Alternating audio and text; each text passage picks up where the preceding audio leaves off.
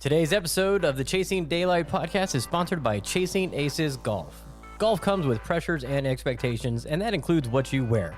Chasing Aces hats, performance polos, and t-shirts keep you looking sharp from the clubhouse to the tee box. Visit ChasingAcesGolf.com. You can find them on Instagram as well at Chasing Aces Golf. Even the best are chasing aces.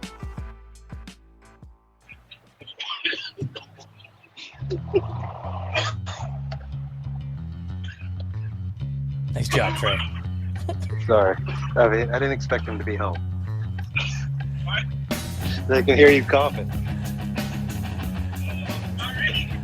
Oh my goodness. The world is going nuts right now. There's golf all over the place, but LIV Golf is making the headlines. Just about a second off on that one. Yeah, I know. I'm getting there. So I rallied the troops and said we need to get together and talk about this because, one, we haven't had a regular podcast in a while because I was on vacation, Jeremy's on vacation, and so we haven't been able to get together. So I'm dying to talk golf, but then now this LIV thing is going on, and holy shit, the world is ablaze with it. So Joe is here, Jeremy is here, Bob is here, Trey is here, and the person coughing in the background at Trey's house is Julian. We're all here, and so this is a special Friday episode, day 2 of LIV Golf in the world. So, hey everybody, how's it going? Good. Man. Welcome home. Thank you. It's good to be home. Just living the dream. Nice pun. Living. I had I'll be here all night. So I was chatting a little bit with Bob and Trey before Joe and Jeremy hopped on, and I was saying, I'm on TikTok a lot and Instagram and Twitter a lot, and one of the things that I feel right now is kind of like it's an election year, and you have the left is leaning one way, the right is leaning one way, and they're trying hard to get your vote. Some people are incredibly against LIV Golf. Some people are incredibly against what the PGA Tour is doing to LIV Golf. And so not looking for anybody to try and persuade me, but I just wanted to chat about it. It's something like this hasn't happened since the PGA left the PGA Tour started when it branched off from the PGA of America. So it's been a long time. And I kind of wanted to get your guys' thoughts on, if you watched any coverage today, what you thought of it, what you thought about the PGA announcing the suspensions of the 17 players, the resignation of the players, Phil Mickelson looking like he's doing B movies in Cuba. There's just so much going on. So who wants to start? I saw a photo of Mickelson. I don't know if it was last night or this morning. And, man, that dude looked like he was in rough shape. It looks like he's been on a coke bender for a month. The 5 o'clock shadow is real heavy. And he just, he looks like he just fucking went on he said that shit about gambling. And then he was probably like, fuck, I got to go gamble. I haven't. Yeah. And he spent like 4 days gambling, just fucking up for 96 hours, and he looked like his body just took a shit. Just came off the poker table. Yeah, and he still misses fairways. It's funny. That hasn't changed. So let me ask you all the question. So when I watched Cyrus's video, when did the PGA of America split, or the PGA Tour split from PGA of America? Was that like 73? He said it in the video, and that's what made me think about it. I thought it was earlier than that. It might have been 63. I can't remember, but I have no idea. It's that guy. But that's a thing I didn't really know or even think of that happened really. But so go ahead, Trey. Talking about the PGA of America split, and it's not like the PGA of America split to then run their own golf tournaments. you know, the PGA of America now is just kind of, they're taking care of the professional side, you know, like the golf business side of things. It was 1968. And then have, you know, the PGA Championship, which, you know, is the major and allows 20 to 30 PGA pros to come in and play. So, you know, I don't know the details of that split without doing some research. So I don't want to put my foot in my mouth or something like that. But yeah, on the PGA Tour website, it says the modern-day PGA Tour was formed in 1968 when a subset of touring professionals broke away from the PGA of America. Yeah. And, I don't know what to say about that. I would imagine that while it sounds very similar, it's also different because, you know, it's probably not different because it was probably about money at that point too. Yeah, probably. I mean, they're probably competing for like Dinty Moore sponsorships and all that. Lucky Strike. Yeah, Lucky Strike and Dinty Moore. Oh, Bobby, we can't hear you. Can't hear you. You know, and here's one thing that I didn't even think about till I saw something on TikTok. Fat Chops. I don't know. His name's Nick. He's seems like a cool dude. We just chat back and forth through comments and stuff. And, you know, he made a great point about that XFL stuff I was talking about, and how the NFL adopted a handful of those things they did in XFL is now in the NFL, like the camera angles and the mic'd up players, stuff like that. And the crazy thing is I didn't even think about it to the point where we forgot, you know, all this live talk. And it's like we forgot that Netflix is doing a documentary. Right. That's coming soon. You know? Right, yeah. And so with the Netflix documentary, like, what if there's just, you know, what if PGA Tour is just like, holy shit, like, what are we fucking doing? Or, you know, Bob said it best, you know, they drew their line in the sand, and this is who we are, which is perfectly, you know, I would say a normal reaction, I would say, for something like this, even if you brought it down to a smaller scale. But if you're, I'm not, you know, for me, I would say I'm middle ground. I didn't watch any coverage today at all. I was just busy all morning, but yeah, I just, you know, it's. Is there fire at Wild Horse? What the hell is that? Oh shit! Yeah, sorry, I'm sitting outside. Was that Julian? Down in Naked City. Trey lives right next to a fire station. I literally do. It's right across the street on the other side of the wall. So the neighbors heard Julian coughing and called 911. Yeah, you know, but when it comes to the being pro PGA, pro LIV, I'm kind of just maybe middle ground heavy PGA Tour, I would say. But I'm old school when it comes to just wanting to play against the best players in the world in the best tournaments. Right. You know, and I'm pretty much the same. I mean, all of the best events on the PGA Tour pay the most money. Like, I would be kind of curious to figure out if there's any other details that I haven't read or looked into besides the money and the players' rights and stuff like that. Like, you know, I'm sure there's some other underlying factors I may have skipped or may have not read or something. But, you know, for me, it's just I believe if they're worried about like all of the money and stuff like that, this is what I would completely eliminate PIP. Dumbest shit ever. Like, we don't need to pay people money based on how popular they are on Google or Instagram. Correct. You know, that's stupid waste of money. I don't care who you are. And so if you're worried about the players leaving because of money, use that $50 million to put 30 back into all of the tournaments.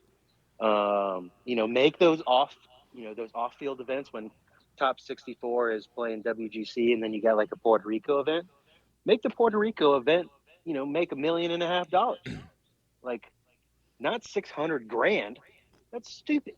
Like, and you got 50 million of this PIP money just sitting there chilling because, you know, Tiger Woods was most looked at because of his leg injury, or, or whatever it happens to be. I don't know. Make some shit up.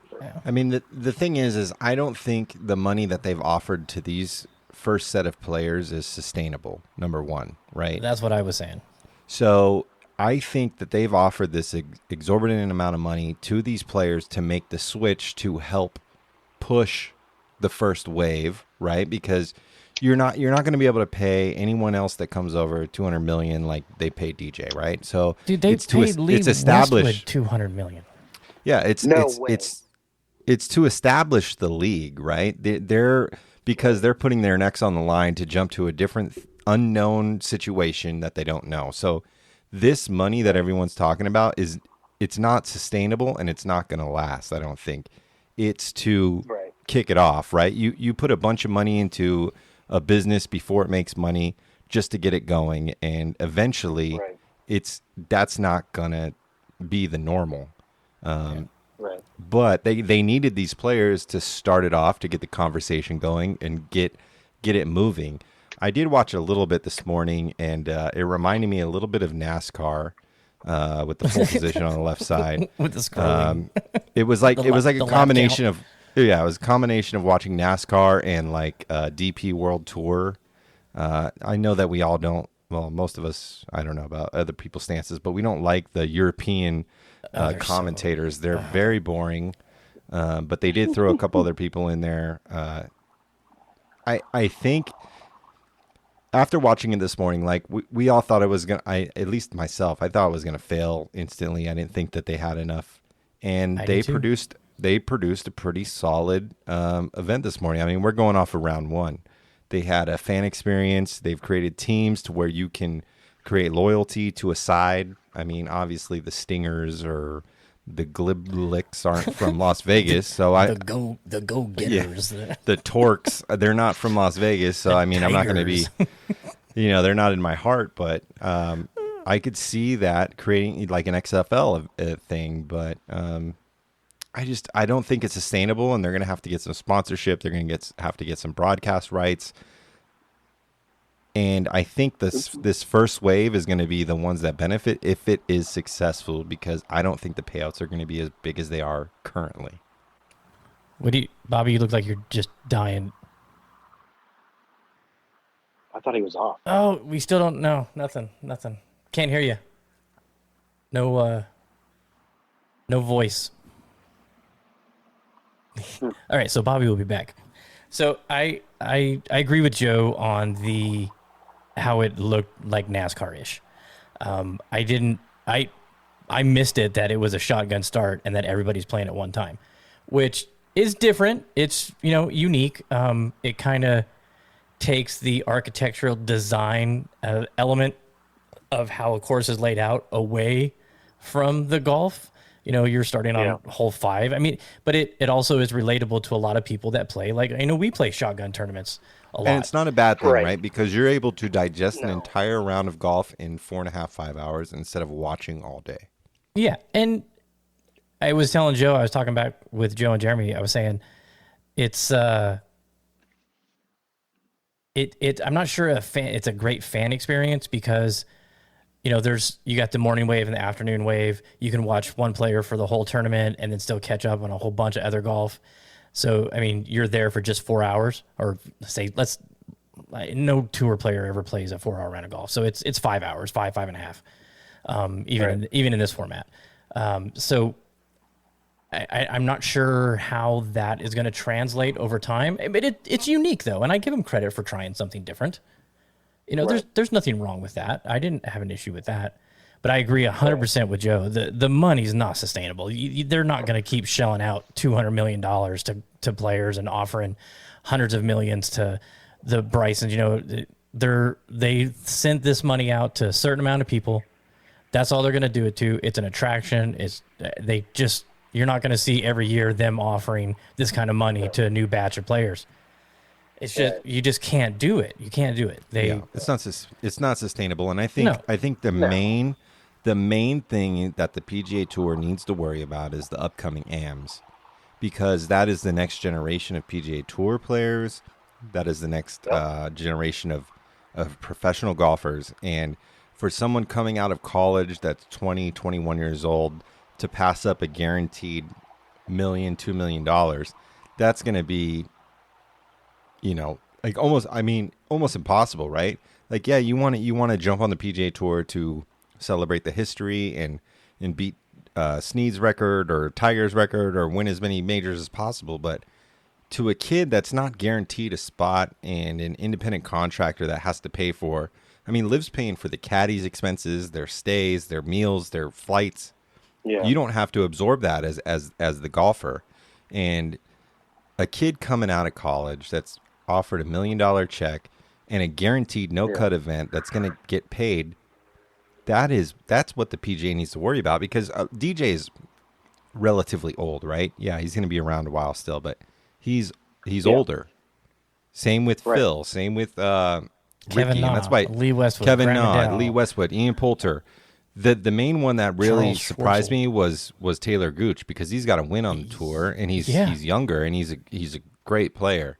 And for him to make that switch, that was the biggest surprise to me for the field. But PGA needs to worry about these AMs coming out, because if they get snatched up, then the future of the PGA Tour is dead, because there's no rising stars coming out of college and no AMs. That's where they need to worry. They don't need to worry about DJ. Any luck? Can you hear me? Yeah. Yeah, there he is. Hey, happy to be here. Yeah, I mean, Joe, I like kind of that line of thinking. It's interesting. I had a thought today I wonder if any other tour would pick this up and partner with it. Like if Europe decided to, it'd be a really easy way for them to maybe assume dominance in global golf. Because now if you have, the handful of really good European tour events, you've got the WGC, you have the LIV tour events, and the majors, that's a pretty serious schedule there for any player. And that might be enough. I think it's too early to say like where the young kids will go. I think it's crazy that the PGA Tour drew that line in the sand and are just because it makes it a tough decision for the young players. Not that there's any feeders to the LIV Tour by any means, but for somebody with notoriety, they could definitely take the money and go play. And it'd be hard to blame them. It's totally hard to blame them. I mean, it's a lot, and you can't look at this as anything other than a money grab for some of these guys. They may not be like Sergio, not happy with the way the PGA Tour runs things, but I think as somebody in his position and in Phil's position and even DJ's position and Na's position as players with wins and a history on the PGA Tour, going and talking, and who knows, maybe they did. Maybe they sat down with them and said, hey, some things that we think need to change, and word got to Norman and he just lit the fire and got it going. But if there's some issues, talk about it and see what's going on with it. They're not going to this tour because it's a better tour. It's money. It's money is driving this whole thing. And it's a lot, and money talks. And because really does. If they were saying, hey, we're not going to give you $200 million guaranteed, but there's a chance that you could make $200 million this year, that it wouldn't be as enticing. Yeah, they'd go, okay, right. But I mean, if someone comes and throws $200 million in your lap, do you know how hard that is to say no? Yeah, No, pretty much impossible. The alternative for the college player that's got some notoriety is to pay $6,500 to go to Q school, right, and try to go that route and play for a year and dominate on the Corn Ferry Tour and then make the tour. Like, I hope all of this leads to a much cleaner pathway to the tour. I mean, or at least the chances. I don't know. There's been no love lost for me with the tour since they got rid of Q school. Like, it's and that's one of the reasons I wanted to have you on. So how would you change it, Bob? What do you think?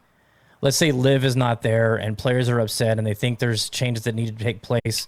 And you, from your experience, what would you have just left it alone?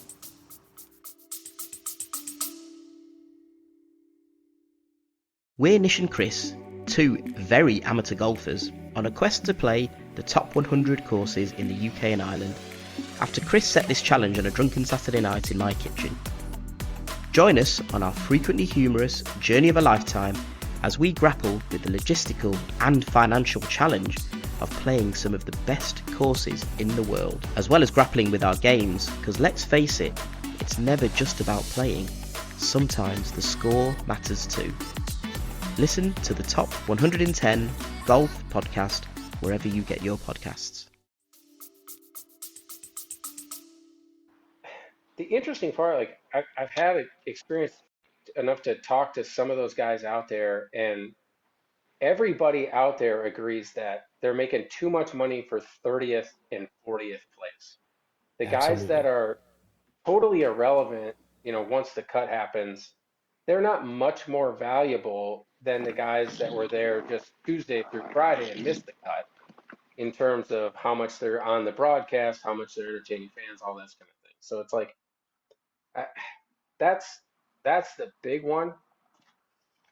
And then, excuse me, I'm choking over here. And I lost my train of thought. So is there something that you would change? Is there, with the PGA Tour right now? Yeah, I mean, personally, I think you need to give more money to the top 10 and less money to 20th through making the cut. And that probably means also like a weekly stipend or some better benefits for these guys to pay travel, to pay caddies, and to pay for their wife and kids to come, like Visit. I don't know, once you get to a certain point, the money doesn't really, I can't imagine but at the same time, you ready for my hottest hot take I think I've ever had on the podcast? Let's hear it. Uh-oh. You ready for this? This is all Tiger Woods' fault. It's Tiger Woods. Yeah. Do you know why? And this is why I say that. And Trey, then I'll let you chime in. He brought money to the table that was not there. Before Tiger Woods and his domination and just the exposure that he brought with Nike and advertising and the dollars and the huge purses, these guys, in order to make it on tour, they had to play, and they had to play good. And they don't have to do that anymore. I've talked about this in the past. One of my favorite stories about Ryan Moore is he said he lost the desire to win because it didn't matter, because he had a 6-figure deal from Ping, because he had a 6-figure deal from so-and-so. And, Adams Golf was paying him a piss ton of money. And the winning aspect of it just went away. And that is what's going on with these guys.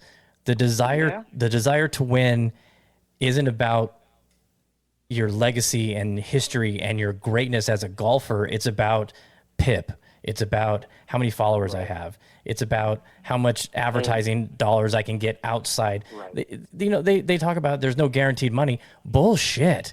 If you sell yourself, I mean, you could make hundreds of millions of dollars.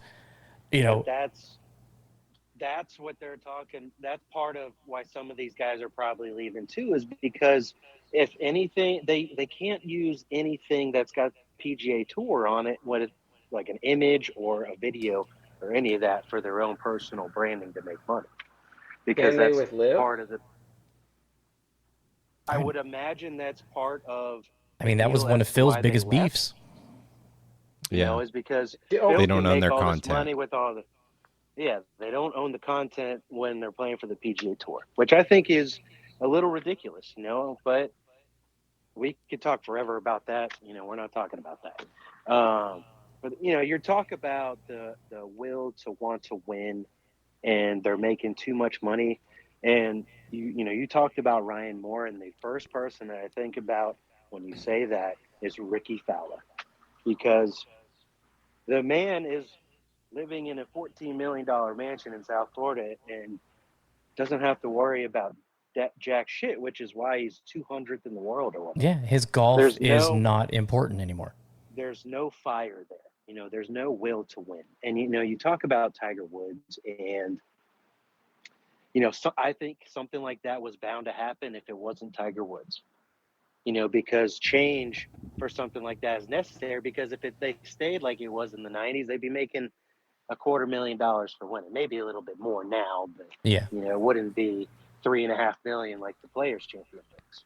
You know, and to Bob's credit, you know, I am on board with what Bob says. Is they make a lot. You know, a lot of guys are making a lot of money for 20th and 30th, but you know, who's to say that if they don't, you know, if they change to a top-heavy payout and not as much for the bottom 2/3, who's to say that, well, fuck, you're not giving me any money. Liv's going to pay me fucking $250,000 to come in 25th, you know? So I'll go play over there. So something like that is, you know, it's a double-edged sword. You know, we can, I believe that if you're, you know, if you really want to take care of players that are on a PGA Tour affiliate, you know, like the guys on Latin America, Canada, even Korn Ferry, give them, you know, put more money into that and treat those players well, because when you make it on tour and you make the tour championship, like, you know, you make the tour championship, you can have your own schedule for the next year and you're playing good golf. You know, at the same time, you talk about not having the will to win with Ryan Moore. I think that it is very relevant for guys that are making that kind of money, but then it's a different level of golfer, a different kind of person, a different mentality to want to keep that will and that drive going. Yeah. You know, and I look at someone like Justin Thomas or John Rahm that is, I wouldn't say they're Tiger-like in that aspect, but they have the will to win. Like their will to win is, I think of higher than the average. Jordan Spieth, because he's gone through this funk, and he's grinding. He's out there, he's playing, he's trying, he's doing new things, he's working on things. He's not sitting on a beach in a Corona outfit collecting paychecks. You know, he's trying to golf. He's trying to make a career as a golfer.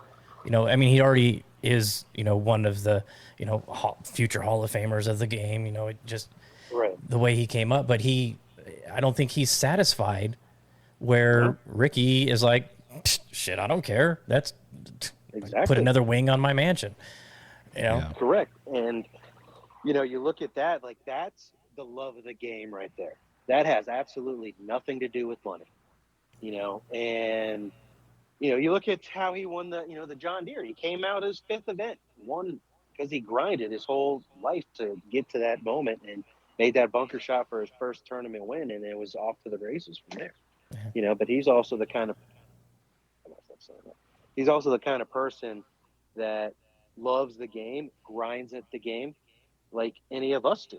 You know, obviously he grinds a lot more than we do, you know, and I'm sure we'd love to put a little bit more effort into our games, but he gets paid to do that. And because he is the level that he's been, you know, early on his career, kind of a little bit now, has grinded a lot the last 3 years, you know, that shows a different level of commitment to the game than just saying, hey, you know, we're LIV, we'll pay you $150 million, you know, come on over. Yeah.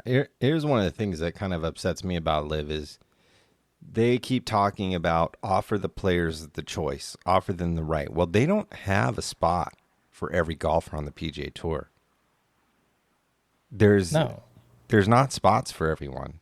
So what happens when there's a player that wants to get a spot and they don't have it? Yeah. What do they do? There's an odd number, or, you know, somebody that wants to get All right, in. because they got these teams going, and I still don't understand how that works out, but you know, Greg Norman, I'm assuming most of these press releases are coming from Greg Norman or from his desk somehow. And he keeps saying, you know, offer players the choice, you know, where for the players, you don't have spots for every player out there. And if more notable players were coming these guys that are getting these opportunities right now, they're not going to have that opportunity. Right, and that's what I read was Ricky or Bryson and Patrick Reed are going to come. Well, who's the two that are leaving? You know, they're going to get handed a check and they got to go. And they can't go to the PGA Tour now, or I mean, it's a shotgun start. So, and how many groups? I didn't even pay attention. Was it just 2 players per group today, or? I think it was 3. There's 48 players. So that's however that four right people on each team. Yeah. So I mean, there's no other room. Yeah, there's no more room. What about 1B? You know, you talk about the shotgun start. You know, even in BGN we do this traditional. Yeah. And the crazy thing is like you think about when Tiger was dominating, and if he was coming up the ranks, you know, and people would like shit their pants, break down, and he'd win a golf tournament. The crazy thing is it's an unfair advantage to all golfers in a legit tournament to do a shotgun, because one guy's going to finish on 18 and another guy's going to finish on hole 7, and you know, hole 7's a lot easier finish than the 18th, or you know, hole 7's this way instead of 18 because it's that way. It doesn't give everyone the same advantage of playing the same golf course the same way. Right, you start on a short par 5, make a birdie, it's gonna get your juices going. What's the trade-off, Jeremy? The trade-off is that they're all playing under the same conditions. At the same, because they're all playing at the same time. Same time. So, I mean, there's good and bad about it. So. Yeah, and I get that. But, I mean, if you have a short par 5 where you can start with an eagle or a birdie, for these guys, they start with the eagle or a birdie, they're revved up. They're ready to go. They got a bunch of confidence. I mean, that can change it. Bob, would you care where you start? Bob's laughing at me. No, it's just an excuse. I mean, that's all it is. I mean, you have to play all 18 holes. If you started on the hardest hole, you could say, well, I just had to make a routine par. If you started on the easiest hole, you probably got to make birdie on it to win. Like, I don't know. We did plenty of that on the mini tours. Like the Dakotas tour was famous for it. It'd be a 6.5-hour shotgun start round. And that was it. Like the only guys complaining about it, you could check where they were on the leaderboard, and they were bottom third. So. Just another. Do you think? Because I said this in the beginning. Do you think there's a side of the history of the game on course routing and how an architect designs a course to be played that will get taken away a little bit? Now, yeah, I think that is a good observation, because the great architect... I mean, could you imagine a shotgun at Sawgrass where you've got 2 guys starting on 17 and 18? I mean, they're, the whole aspect, the whole part of that is to play the course, and then, the accumulation of there and starting there. It would be such a weird experience. Yeah. Yeah. I mean, for sure, to have those different stretches of holes. I mean, the really great architects they'll kind of like slowly bait you into things over the course of a round. So yeah, to not play, all the holes in the order they intended, it does affect the golf course, I guess. But I don't know. That's a golf purist thing. When you're guaranteed Jeremy, money to show up, you're not a purist anymore. Right. Jeremy, what did you think about the coverage? I thought it was decent. There was some cringe moments for sure. The little sounds every time the scoreboard would change drove me insane. What is it? Don't blink segments where they would play replays of like mediocre shots drove me nuts. Yeah. There was so many shots they would replay that like weren't even good. Like the reaction of the player that hit it was like disappointment. But they still showed it. I saw the one shot when Phil was out in the pine straw area, and I mean he hit a fantastic shot, and the replay was the dirt flying in the air. Yeah, it was like the interview at the end with DJ was super cringe. Oh, I didn't see that. How did that go? I mean, she basically was like, "So DJ, you hit a lot of drivers today. Like, do you feel like you're playing pretty aggressive?" He's like, I actually didn't hit very many drivers today. Oh wow! So it was just like, were you watching him, or it was just How's some that of kind of Callaway stuff? Rogue, DJ? Yeah. The other thing I got out of it was like every opportunity they had, they could mention how much money they're paying out and how much it would change this player's life and all this stuff. It was like, we got it. We understood. We understand the amount of money that's coming in. Like this, seriously, like every money. 5 minutes, it was like $4 million plus the team, and it's like, yeah, everyone's life's gonna change. Yep. So yeah, it was. I mean, the coverage I thought was good. It was cool to watch. The course was super nice, but it felt weird, man. There was like you've got your top 5 players or so, if there's that many, DJ, Phil, whatever, and then you have a bunch of people. Not to discredit their skills and all that, because they're obviously tour pros on different tours, but it's like I've never heard of like 80% of the field. Yeah. Right. So it was kind of a weird combination, and obviously it's the first round of the first event. 10 guys under par today. Mm-hmm. That's it. Yeah. Yeah, and I think they'll figure. And Charles Schwartzel is leading.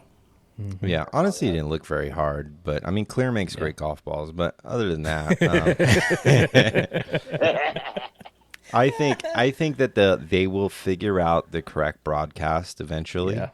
Oh yeah, because they're gonna get a network. I mean, it's they're gonna see people they on. Have to. They're gonna see people on Twitter. They're gonna change things. They're gonna.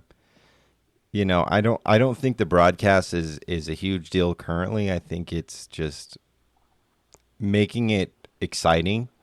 I think if they have a product currently that they can make very exciting if they do. If they're able to do it, they can make it very exciting, and it could potentially bring a lot of people into watching golf, which would be a good thing. Well, and they would gather sponsors and I noticed broadcast rights. A couple times a day they were saying the one guy would say something like traditional golf lingo, and he'd like, you better explain that because the majority of our viewers today don't understand that, and so they're betting on a different generation watching this because they know the traditionalists just aren't gonna tune in. And I will say in their current format, like the YouTube live stream, everybody has YouTube accessible in their hand. Not everybody pays for ESPN Plus to watch PGA Live like we do. You can watch this wherever you are at any time when it's live.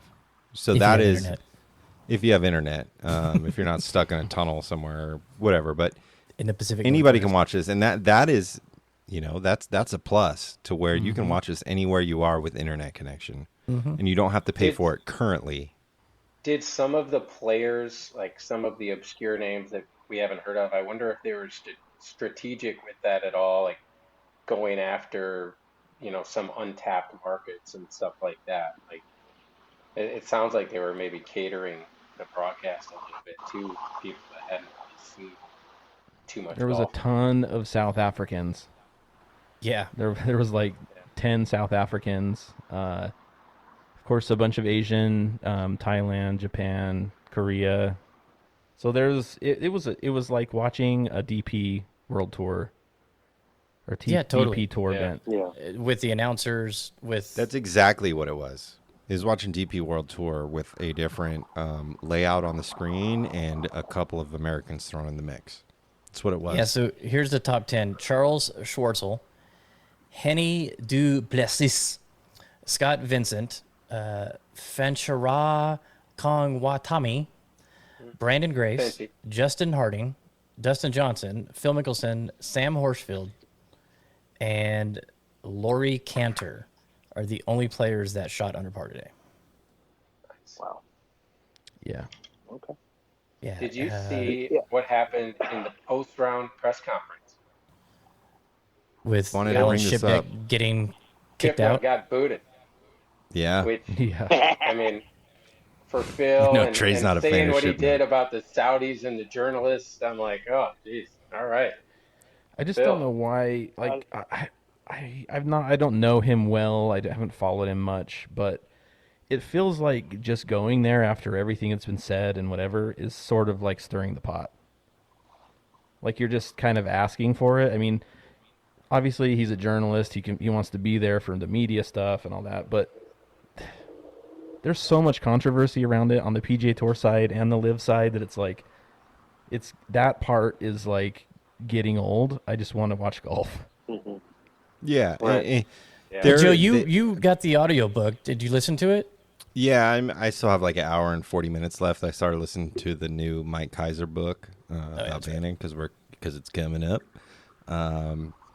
But it's from what I've listened to so far, it doesn't seem that bad. And I know everyone at Golf Digest and PGA and ESPN or everyone is trying to rip this tour because obviously the PGA is in the pockets of many players in the financial system, of course. Absolutely. Right, but there comes a point where you can't squash people's opinions, and it probably would have been better off to let Shipnuck in there to report on it than have this video out there for him being kicked out. Yep. Exactly, because it looks like you're shutting down the press, which there is freedom of press in our country. I don't know about London, but Definitely not in it's Turkey. Yeah, or Saudi Arabia or yeah, and it just looks bad. I mean, Phil hasn't really spoken out about this yet at all. Obviously, he does not want to confront this issue that he's faced, but there's going to come a time where you're going to have to face it, and a beard's not going to protect you from having to answer these questions. And, Phil's created a great legacy at the PGA and in golf and everything, and it's like everybody that is a golfer or a golf fan wants to hear what Phil has to say currently. So it's time, and if it's not time right now, it's going to happen eventually. Like, just let people ask the questions, let it be known. You're on LIV Tour now, like you don't have to worry about PGA anymore, obviously. So answer the damn questions because everybody wants to hear what you have to say. Has he said if he's playing in the U.S. Open?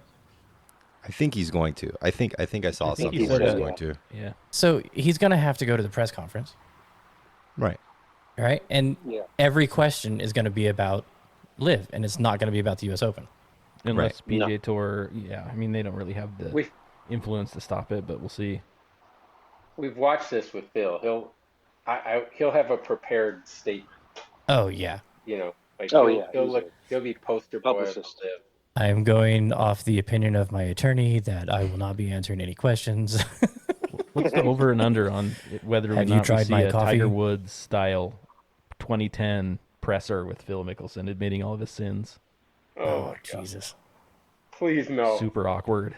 And here's the thing: if this thing fails, like, dude, you're toast. Well, he doesn't care. He's getting all this money. He can ride off into the sunset and, never be heard from gamble again. it away. He can gamble, Yeah. Phil's That's probably another got thing half people of are it bringing in up, play that right now. his gambling addiction is, I don't know the extent of it. I know he gambles a lot. I know he's lost a ton of money. I don't know the exact numbers. I'm sure people out there do, but is this part of it? Is he doing this because he owns some mafia, dude. he's blown through the millions that he got from the first match, and not winning the PIP, and I would say to not think of it that it's a part of it is not the way to go. I would imagine that the money he's gotten is going to pay off some debt. I guarantee you that. Yeah. Much like the Callaway deal he got years ago. I remember vaguely hearing something that they, paid him enough to pay off some debt. And much like any other addiction, gambling, you always think you always think you're going to win the next hand. Yep. And that's why you force yourself out of the strip that we see every day when we drive around town. And Joe's right. He's going to have to say something at some point, and it's probably not going to be for a while. And if he does, then it's going to be like a Tiger Woods kind of situation. But, someone, I think Matt had mentioned it earlier. I don't know if you said a number for Lee Westwood, but you think about, I think about if they're trying to really pick these guys to build their tour. You know, you're paying them all of this money. Lee Westwood, Ian Poulter, Dustin Johnson, Patrick Reed, Bryson DeChambeau, like on top of getting them to come play over there, is this like also a ploy to help them build a tour, you know, and build something that can be of longevity, you know, as to why they're paying this much money? And are you really going to put up, you know, a Lee Westwood or an Ian Poulter up against, you know, a Tiger Woods? And I'm not saying it's going to get to that. Let's hopefully, you know, that never gets mentioned on some major scale. But, you know, you look at these players, like, I don't know if I'm a player besides the money. Obviously, the money's there. I'm not even talking about that. But, you know, do I want to follow a professional golfer if I'm a kid, you know, 21, 22, fresh out of college? Do I want to follow a professional golf tour with these guys? Or obviously Tiger Woods is at the end of his career. Do I want to be on a PGA tour, you know, competing against these guys and things like that? So, you know, that came up in my thought. You know, hopefully it does. I don't want it to ever come down to that. But if you're thinking about, you know, a Lee Westwood trying to build this golf tour, or Ian Poulter, whoever, like, how are you going to compare that to somebody that's got 82 and 15? Yeah. You know, that's just, that's, you know, just a thought that I had come up, and I don't think that's a decision that is made based off that logic. But, you know, I was just kind of curious, like, what if that? Yeah, I was guessing that it was Lee Westwood, because Chambly said on Golf Center earlier today that they gave a 51-year-old non-major winner $200 million. And I don't see many other 51-year-olds on this list that are non-major winners. No. And Ian Poulter's only like 45. Yeah. And he's not major winner. What I'm really curious. That's the thought that I had. I'm wondering. This is two things that I'm wondering. One, because I asked Neil about this. Is there support over there from the manufacturers? Right. Does TaylorMade have a truck? Does Callaway have a truck? You know, do they have support? Because, you know, DJ is spoiled when it comes to having that tour truck at every event, where if he needs anything done, he's the golden child that walks in and they stop what they're doing and get him his shit. Right. Is that happening over there? And then when are the manufacturers, not the sponsors, going to draw a line and go, okay, enough's enough. We don't want our name associated with this? Because I saw a shit total of Strixon hats today out there. And, you know, they're not like the big three. They could take a lot of heat, and that could hurt them. I mean, it can hurt them if this goes bad and they're promoting their players doing well in this. I thought about this today too, because the contracts, I'm sure in some of the contracts it's you have to play a certain number of PGA Tour events or whatever, and where does that line up in this situation, because they can't play tour events anymore? That's why I was wondering about DJ's, Adidas, and TaylorMade money. We saw logos all over the place today. We saw Adidas, we saw TaylorMade. I mean, we saw it all over today. They, you know, they are paying him that money because he's on the PGA Tour. Right. They're not paying him because he's on LIV. So I'm just curious how, I'm very curious to see where these sponsorships land and everything, because we all know that at Augusta, it is controlled by a lot of the CEOs of Fortune 500 companies, and where they're going to land at this, and if they're going to let these players play at the Masters, because they are the governing body at Augusta. And nobody else. These guys are, they're the influential players of business in the world. Right. By the way, the LIV website, it looks like my 13-year-old built it. Yeah, definitely. For as much money as they have, they seriously did not take advantage of the tech in the area. And also the logos for the teams are oh my goodness! It looks like Dustin Johnson 90% playing trash. For Alabama. It's when you create. Looks like they went on Fiverr. They went on Fiverr and paid people $5 to create the logos. Yeah. Totally. The fireballs. Sergio, head of the punches. fireballs with glasses. Because Sergio wears glasses. The niblics. I mean, come on. I think the golf world is just going to be on the edge of their seats with shoving popcorn in their face for the day that Augusta National says something. Mm-hmm. Oh, yeah. And one of those Totally. guys is me, because I love the tournament. Yep. It's one of my favorite tournaments all year because of the coverage and history, the whole nine. I'm confused. Yeah, and you get in by winning, and you get in by world rankings, right? World rankings, and then And LIV's not world ranked, and you're not winning. Not yet, no.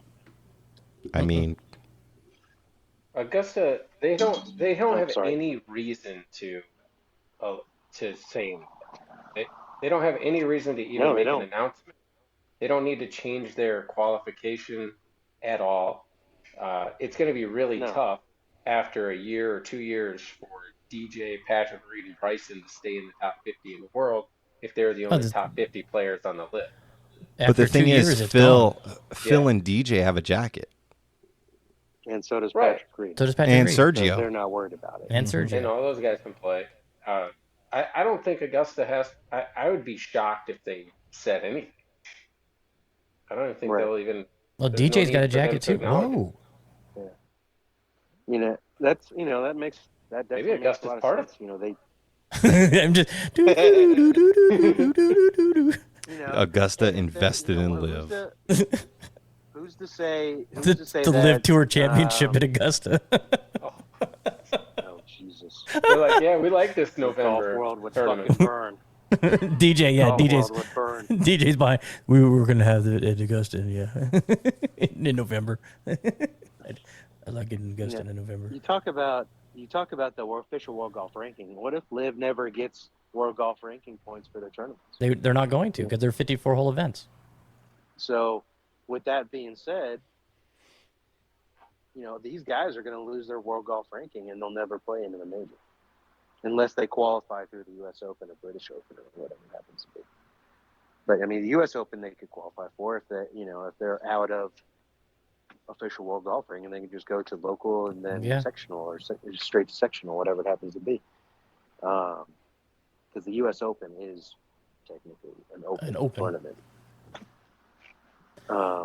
So that's okay. So but Bob's right though. Augusta doesn't have to legitimately say anything. Oh no, they don't have to. No, I mean, no, they don't. So what about USGA and the RNA? Well, USGA already announced that they're not going to change the field for this year, so But they've pushed it off for a year. Yeah, if they came back and said, sorry, we're doing the same thing, I mean, that shuts the door on pretty much everything because RNA runs the British Open, USGA runs the US Open. Obviously, they're not going to play in the PGA Championship. Right. Yeah, PGA of America is going to say, no, you've given up your membership. And who do you think? They're not membership. They're not members of the PGA of America. Yeah. Oh, that's right, huh? No, that's true. They're Yeah. two totally separate. Two separate things. Yeah. True. Yeah, they're separate businesses. entities. Yeah. Huh. And that one will come to that'll come to the world golf ranking points because the top 100 get in the field at the PGA Championship. That's what it all comes down to. Well, they're lifers on that too. If USGA you win though, till 60, but yeah. till 60, yeah. The USGA, RNA, PGA, Augusta, they don't have any reason to jump to conclusions with this. They can let the world of golf play out and see what happens. And, they could have easily just said, structures in place. hey, that's another tour. They have, if they want to go play in it, fine. That's up to them. They're voiding their terms of being on this tour by doing so they're not a part of the PGA Tour anymore, but that's their choice. And we feel we're the premier tour, and we're just going to keep doing what we do.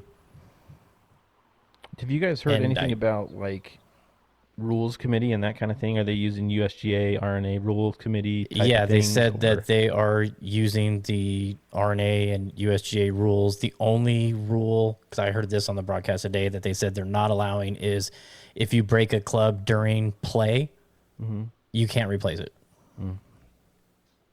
So do they allow shorts? I thought we were going to see some, to be honest. I thought But we it was were a going to be little chilly. too. I mean, yeah, That's same. that's what the players want. Doing what the players want. Yeah. Those guys want Get to play in see shorts. Phil's spider veins. See Lee Westwood's spider veins on his calf. Yeah, his gray leg hairs. Ian Poulter's cankles. Or Pacharachan Kanawahantines, whatever. Oh my God, some of these He's names. fit. Careful. Yeah, the Ran one thing I Chan will say Chan that- Tuna Nuawat. Good Lord. the one thing I will say is I believe the tour should take care of the caddies like LIV is. That is, when I saw that, I was like, oh, that's a pretty nice benefit. Yeah. You don't What are they you doing? pay them. That's up to you. But, Well, they're you know, they're technically taking care of- an employee of the player. So correct. the player should be taking care of that. That's- Andrew, when I caddied for him, he took care of my flight. I mean, I bought my own food, but he took care of my flight and everything. So I'm sure the caddies on the PGA Tour will have to find a caddy to talk to. And But aren't the players on LIV now currently employees of LIV? I would say, yeah, they signed contracts, right? Yeah. Well, signing a contract doesn't necessarily warrant them as a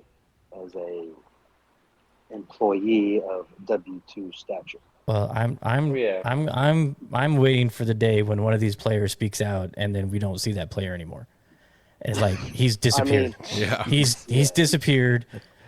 Al Qaeda has him. Or he double bogeys the last hole and some sheik lost a bunch of money betting on him. Yeah, And then comes and then running he out on the, disappeared. just stabs him right in the middle of the 18th green or the 7th green. You motherfucker. My Lord, oh, that could happen. It's another world. Yeah. Okay, so earlier this week, I posted on our Instagram and got a ton of comments on this. Somebody that I know that I would say a trustworthy person that has provided me with inside information before and has been accurate, said that he has it from very good sources that Anthony Kim will be playing in LIV. Then yesterday there was a picture of a chair at the draft that had an A and a K on it, and that kind of blew up. Can't find it anymore. Don't know where it went. It's kind of weird. But what do you guys think? I think this most is the one people- thing You're muted. they Bob. could There you go. do. This is the one thing they could do to really boost the viewership and launch it. I think it's the one thing they could really do, other than getting Tiger, of course. But it's Do the any one like LIV ace in the fans- pocket. Do any of them know who Anthony Kim is? That's the thing. Right? Like the only Right. people that That know was Anthony my next Kim question. were like Anthony Kim, Tiger Woods fanatics, and also knew Anthony Kim. Like anyone, the 10 million that started golfing over COVID has no idea who Anthony Kim is. No idea who he is. Right. Correct. And Joe only knows who he is because we've been talking about him and he Googled him. No, that's not the only reason I know. Joe still has his diamond-studded belt buckle. Unless The belt buckle. Yeah, let me pull it up. when he There it was is. when he was doing all of that in the mid 2000s, he was 27, 28 years old, whatever it was. Who's to say that he comes back and acts the exact same? Time and $10 million does a lot of things to a lot of people. Oh, yeah. Who knows if he even what if he comes out and shoots a fucking 82? Are we going to want to watch that? Because Anthony Kim had a great 2008. He's 36 right now. He's getting ready to turn 36. 37. I think wasn't his thing with insurance like 10 years? And the last event he played was 2012. I thought it was if he doesn't play golf after so long, then he gets it. But as soon as he touches a club, it goes away. He still has they could- exemption on the PGA Tour, right? Like medical exemption to use, doesn't he? I don't think so. That I don't know because of his situation. You know, he took that money to not essentially play. Yeah. I feel like I read that somewhere. Something to be on a medical still. Yeah, I think he had medical for a certain amount of time, and then that expired. Let's see. The one thing that we haven't mentioned yet, and I haven't really seen because no one really cares, is 17 play. I saw something on Facebook that said 17 players resigned from PGA Tour. Mm-hmm. That's 17 new spots for 17 new people. Yep. Yeah, true. Like I said, every Corn Ferry Tour player is sending thank yous to those 17 players. Thanks, guys. Really appreciate that. 17 suspended, but not all of them resigned. There was like half of them that resigned. Yeah, half of them resigned from the PGA Tour. The others were suspended. So if there's, let's how many resigned? 5, 8, 10? Yeah, let's probably 8. All right, we'll just round it up to 10. So 10 new players that either from Corn Ferry or had some status to get back in, and for the right person that could be a revamp to a better second half career, like a second half career, a second chance almost. And I hope the person that gets that that call because Dustin Johnson's out, you get to take Dustin Johnson's spot. I hope the guy that replaces that spot on a permanent basis, takes advantage of that, because it wasn't there before because Dustin Johnson was playing in that time. I don't know who it's going to be. It's going to be someone different every week, but that's and does Corn Ferry change the rules this year and let the top 35 in maybe to fill those spots? No. They only let one in. 25 is the champ. 25 players get conditional status. Don't get it confused. One player gets fully exempt from Cubicle. It's a pyramid scheme. Whoa. Yeah, I'm sorry. Primerica. It's all. It's all. Yeah, well, you heard it here first. The PGA Tour is a pyramid scheme. It is. No, it's because it's true. All business. I mean, Bob is true is what he's saying, because those guys, there's only so many spots. There's only so many spots available in a PGA Tour event, and you have all the exempt players that have status, and then it goes to the players that don't have status, that have earnings, and then there's sponsors exemptions, and then you have if it doesn't get the full field, then it's slotted, and you have a position, and if the players have to let the course know if they're playing or not, let the event know if they're playing or not, and then you move up the slot, and so you don't know if you're in, even though I won the Corn Ferry top 25, I have the status. That doesn't mean you get into whatever event you want. You don't. Yeah, absolutely not. It's I mean, it would be nice. That would be cool. Right. Yeah, they get into. Yeah, it used to be. They get into Puerto Rico and shit like that. And I think for something like that, you also got to look. Matt, you're right. There's only on tour, and if you look at the stats, I think there's 203, 204 on tour for 144 spots every week. Yeah. I mean, this is it's crazy. I think this is one of the things that has led to LIV being what it is because the top players in the world, I mean, 144 players a week at an event. And if you look at, like Trey was just saying, all the guys in the stats, 200, maybe 210. And then you take the Corn Ferry Tour and add another 100. So you got 300 players that are the best in the world. Because I'm sorry, I think the Corn Ferry is a better tour than the DP World Tour. And they're fighting to get into one event.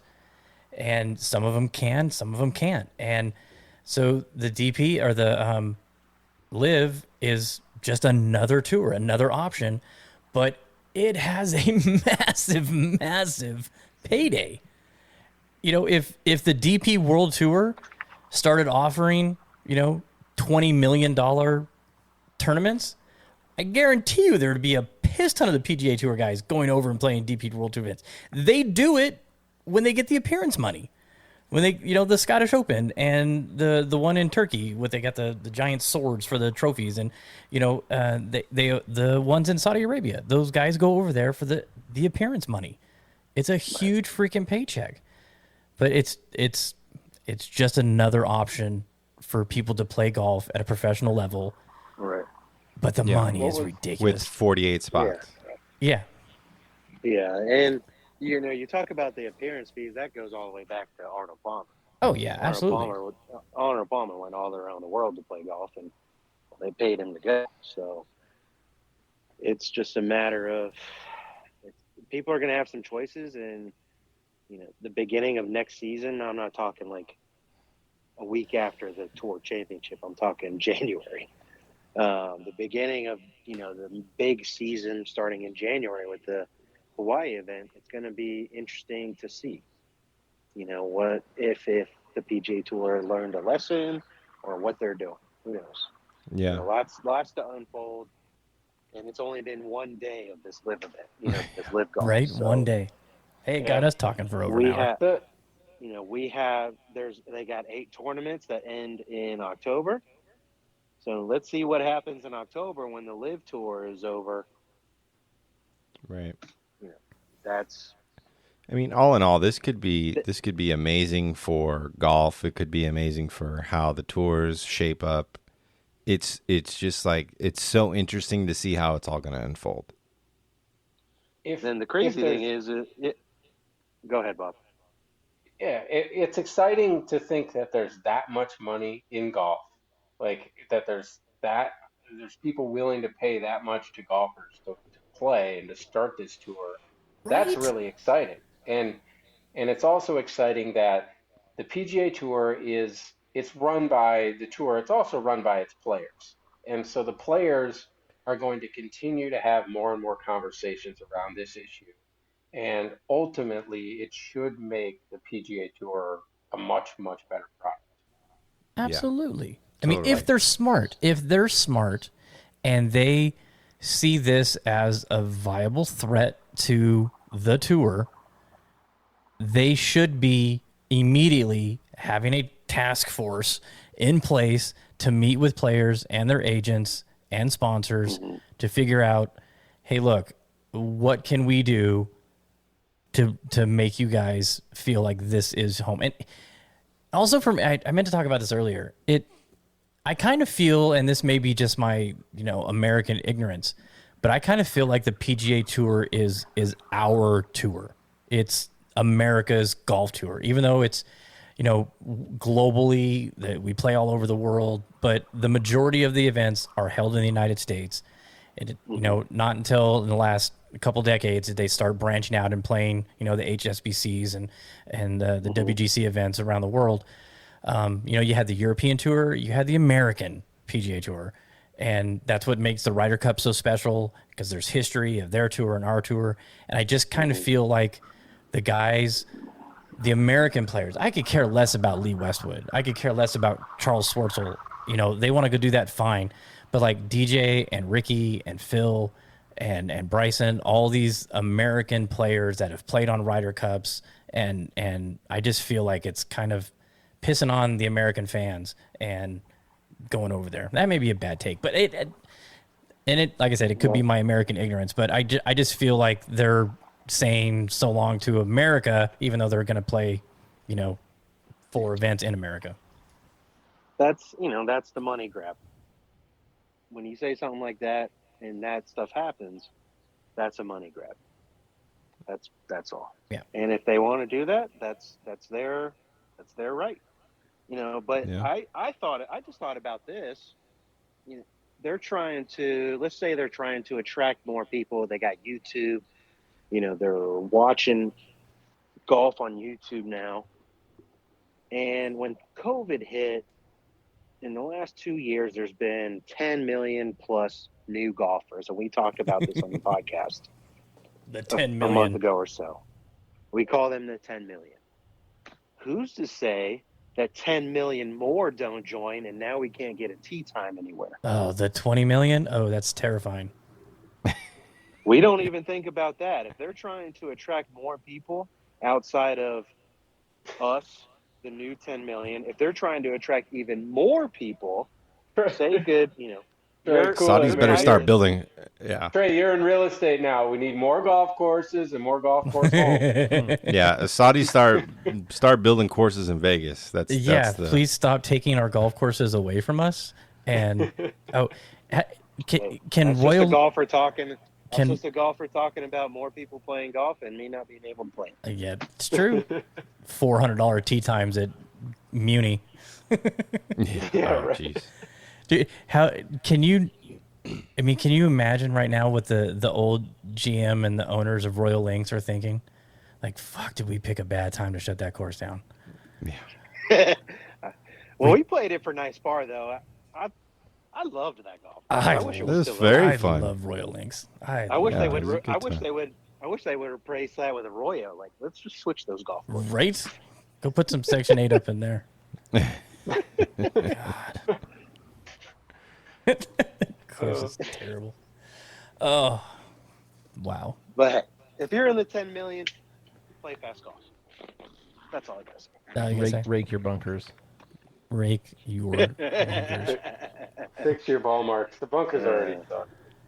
Okay, so after us talking, is anybody going to make a effort to watch more of this tomorrow?